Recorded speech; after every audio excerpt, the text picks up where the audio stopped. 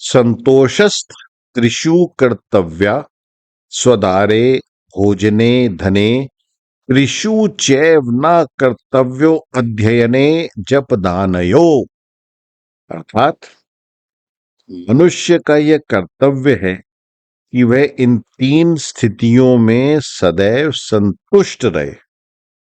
तीन स्थितियों में सदैव संतुष्ट रहे, यह उसका कर्तव्य है।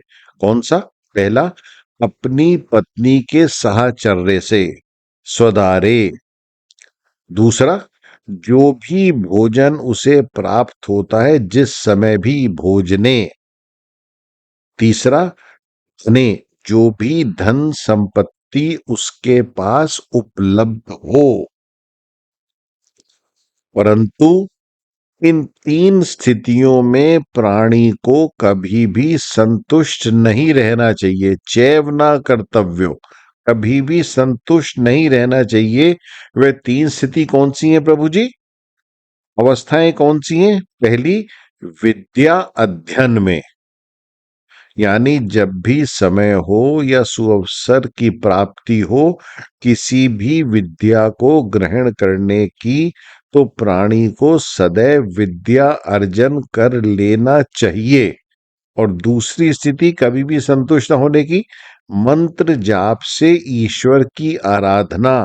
अर्थात यानी जब भी थोड़ा भी जितना भी समय मिले, अवसर मिले, तो प्राणी को ध्यान करना चाहिए, या तो मंत्रोच्चारण से या अंतर्मुखी हो मौन अवस्था में उन परम करुणा के सागर के ध्यान में विलीन होने का। तीसरी, दानयो, समाज के कल्याण हेतु दान करना। यहां प्राणी के निस्वार्थ भाव के उद्देश्य को कहा गया है। कितना सुंदर, कितना मीठा, कितना अद्भुत मतलब है, अर्थ है इस श्लोक का। अच्छा, हो भी क्यों ना प्रभु जी, ये श्लोक मेरे एक अति प्रिय सम्मानित गुरु, जिन्होंने निस्वार्थ भाव से भारतीय अस्मिता एवं भारतीयों को एकत्व में लाकर भारत की गरिमा गौरव को पुनः स्थापित किया, और ये ही नहीं अपितु राजनैतिक सूत्रों एवं अर्थशास्त्र के सिद्धांतों को एक अनुपम दिशा दी, जो आने वाले सहस्त्र वर्षों तक जीवंत रहेगी दिशा। और वे हैं यथार्थ के, असल के, सत्य के ब्राह्मण शिरोमणि आचार्य चाणक्य। और ये श्लोक उस अद्वितीय चाणक्य नीति के संग्रह से लिया गया है। कितना अद्भुत है ना, कि किसमें उसको संतुष्ट रहना चाहिए प्राणी को, और किसमें उसको असंतुष्ट रहना चाहिए, मतलब कर्तव्य करते रहना चाहिए। तो सर्वप्रथम उन सर्वश्रेष्ठ, सर्वोच्च, सर्वव्यापी, सर्वसमर्थ, सर्वशक्तिमान सर्वेश्वर को संपूर्ण समर्पण से साष्टांग दंडवत, तत्पश्चात सहज ज्ञान के सत्संग के सह यात्रियों का सादर स्वागत और नमन आज के सत्संग में। प्रभु जी, गत सत्संग से हमने दिशा पकड़ी हुई है बड़े प्यारे विषय की, जो सर्व वांछित है, सर्व प्रिय है विश्व स्तर पर। कुछ लोग गलती से समझ गए होंगे कि मैं ईश्वर के विषय में बात कर रहा हूं। नहीं प्रभु जी, ईश्वर इतने प्रिय नहीं है अधिकांश लोगों के लिए। ईश्वर इतने वांछित नहीं है, ईश्वर इतनी कामना नहीं है। प्रभु जी, उनका नमन तो हो चुका और कर लिया, पर जिस विषय में, ये तो बहुत ही थोड़े से लोग जो विज्ञ जन हैं, जो प्रबुद्ध हैं, जो बौद्ध हैं, जो आध्यात्मिक हैं, धार्मिक हैं, उनके लिए प्रिय विषय ईश्वर।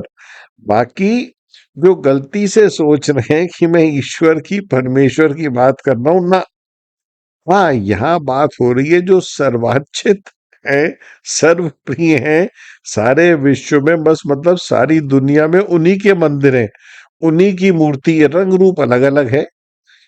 पर रंग रूप उनका देश और के हिसाब से बदलता जा रहा है। वो है धन देवता धनेश्वर। क्या प्यारा नाम है। वैसे धनेश्वर से और प्यारा मीठा उच्चारण है धनीश्वर, यानी धन ही ईश्वर है। तो परमेश्वर परमपिता परमात्मा साइड में रह गए। आजकल नहीं चाहिए भैया उन्हें। आजकल लोगों को चाहिए धनेश्वर या धनीश्वर। बाप रे बाप।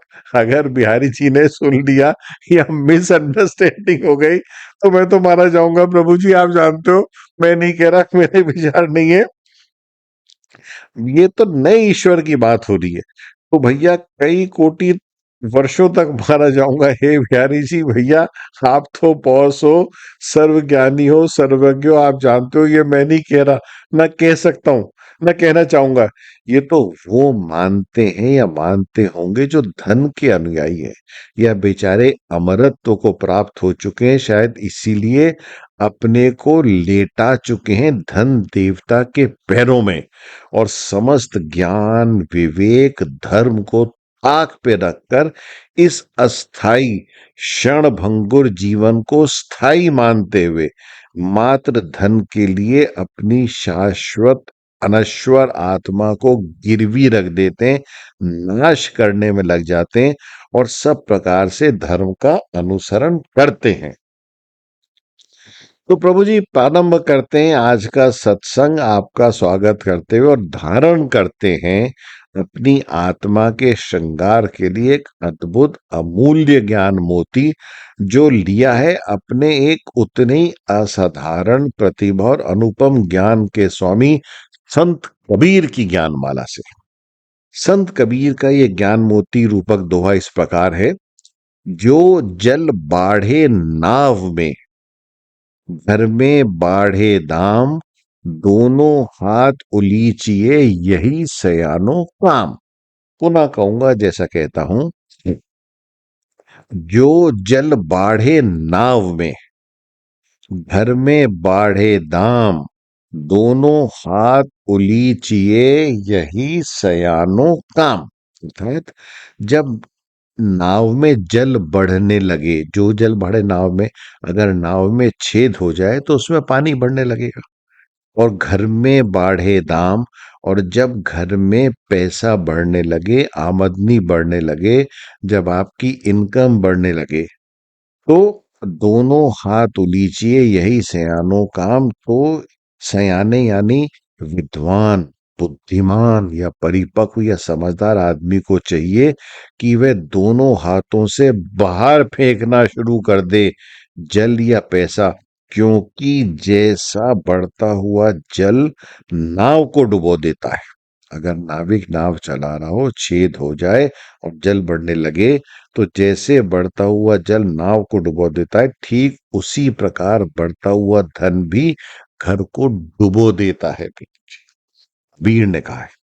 मतलब क्या कहूं, अब वैसे बोलने को मेरे पास बचा क्या है। कितनी सुंदर बात, कितनी महत्वपूर्ण बात, कितने प्यारे सहज शब्दों में कह दी कबीर जी ने, और वो भी कब? लगभग 500 साल से भी पहले। एक तो देखा होगा संत कबीर ने काशी के दशाश्वमेध घाट पर जब जाते होंगे कि गंगा में कभी किसी नाव को डूबते हुए कि जल बढ़ने लग गया। और फिर देखा होगा कबीर ने कबीर चौरा पर किसी बड़े रईस घर के लड़के को जाते हुए रात्रि में धन उड़ाते हुए किसी बाई जी के कोठे पर या जुआ घर में, है ना। काशी में तो ये रीति रिवाज चल ही रहा है, वहां पे रिवाज चला है। He must have seen clearly कि कैसे नाव डूब गई बढ़ते हुए जल से, और कैसे बड़े बड़े जमींदारी जागीरदार खत्म हो गए उनके लड़कों द्वारा धन को उड़ाते हुए। प्राय ये देखा गया कि बड़े बड़े सेठ दरिद्र हो गए, बड़े बड़े जमींदार जमींदोज हो गए, मात्र दो या तीन कारण से। कौन सा? पहला, या तो और धन के लालच में सट्टा लगाया, या विश्वासघात हो गया ज्यादा पाने के लालच में। दूसरा, किसी बाई जी के चक्कर में पड़कर या जुए के चक्कर में सब डूब गए। तीसरा, जो बहुत बहुत असंभव सा है, बिहारी जी नाराज हो गए तो कोई दैवी कारण हुआ, मतलब आग लग गई गोदाम में, कुछ भी हो तो नहीं कह सकते। उसका तो कोई उत्तर नहीं। पर प्राय दो कारणों से, लालच से, लोभ से और वासना से घर डूब गए, समाप्त हो गए। तो प्रभु जी बस जान लीजिए कि बढ़ता हुआ धन किसी भी घर में अगर संस्कार, सभ्यता, संयम, संवेदनशीलता और संतोष के द्वार के सोपान पर चढ़कर नहीं आता, पुनः कहूंगा समझ लीजिए कि किसी भी घर में बढ़ता हुआ धन अगर संस्कार, सभ्यता, संयम, संवेदनशीलता और संतोष के द्वार के सोपान से, सीढ़ी पर से चढ़कर नहीं आता, तो वह धन एक अति घातक, विषैला, संक्रमित रोग की भांति प्रवेश कर घर के स्त्री, पुरुष और युवाओं को रोगी कर देता है मानसिक तौर पे। और फिर पर्वत से खाई में गिरना, जमींदार का जमींदोज होना, राजा का रंक होना, दिवाली से दिवालिया होना, कोई अधिक समय नहीं लगता प्रभु जी। इसीलिए प्रभु जी, अर्थ यानी पैसे का महत्व, अर्थ यानी रोकड़े की उपयोगिता, अर्थ यानी धन की सुंदरता, अर्थ यानी पैसे का लाभ, अर्थ यानी रुपए की सुगंध तब तक है जब तक आप उसके स्वामी हो। कहीं वो स्वामी हो गया तो आप मारे गए। तो जब तक उसका सदुपयोग होता रहेगा, और उसका सदुपयोग आप तब तक कर सकते हैं जब तक आप कमांड में रहो।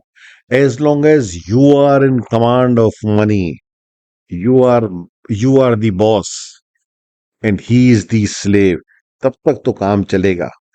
ना कि दास और स्वामित्व कैसे होगा?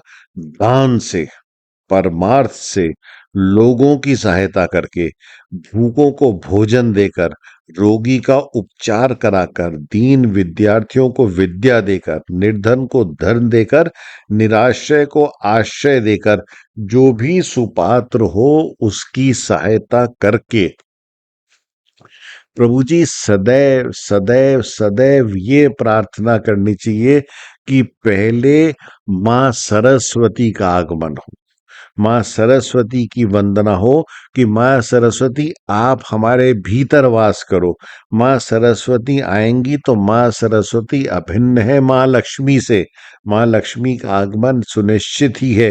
पर अगर मां लक्ष्मी मात्र की उपासना सेवा में लग जाओगे तो मां सरस्वती तो आएंगी नहीं, बल्कि मां लक्ष्मी अपना वाहन भेज देंगी उल्लू, और उल्लू बनकर जीवन को व्यतीत कर दोगे। तो कबीर ने कहा, जो जल बाढ़े नाव में, घर में बाढ़े दाम, दोनों हाथ उलीचिए। क्योंकि एक समय के पश्चात आपको मालूम है कि जो आपके परम मित्र हैं, जो सदैव सदैव सदैव आपका साथ निभाएंगे। यहां मैं बिहारी जी से करबद्ध प्रार्थना कर रहा हूं कि बिहारी जी मुझे क्षमा करेंगे, क्योंकि बिहारी जी मेरे भाव को जानेंगे। सब आपका साथ छोड़ देंगे, माँ बाप जो कभी छोड़ नहीं सकते अपने वात्सल्य से, अपने आशीर्वाद से, पर एक समय पे उन्हें भी साथ आपका छोड़ना ही होगा। आपकी धर्म पत्नी, जो सदैव, सावित्री और यमराज की बात तो नहीं कर सकते, पर अल्टीमेटली हुआ तो वही होगा। धर्म पत्नी, आपके भाई, आपके बहन, आपकी पुत्र, आपकी पुत्र वधू, आपके रिश्तेदार और आपके परम मित्र जो अभिन्न होते हैं, वो भी आपका साथ छोड़ देंगे।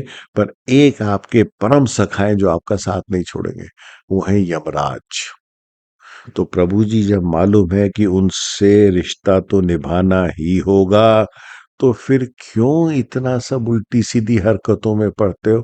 क्यों नहीं संतोष की नाव में सवार होकर इस वैतरणी को पार करते हो? इस भव सागर को पार करने का सबसे सगम, सुंदर, सरल तरीका है संतोष, धीरज धारण करके। धन का पूरा उपयोग कीजिए, पर उसका सदुपयोग भी कीजिए। धन का उपयोग है अपने लिए, प्रियजनों के लिए, पर सदुपयोग है परमार्थ के लिए। आशा है प्रभु जी हम दान को सेवा जान अपने धर्म का निर्वाह करेंगे। आने वाले सत्संग में कुछ समय के लिए इस विश्व गुरु धन को विश्राम देंगे, पर अभी चलता रहेगा। और फिर बाद में सत्संग की एक नई दिशा में अग्रसर होंगे। बोलो राधा प्रिय श्री वृंदावन बिहारी लाल की जय।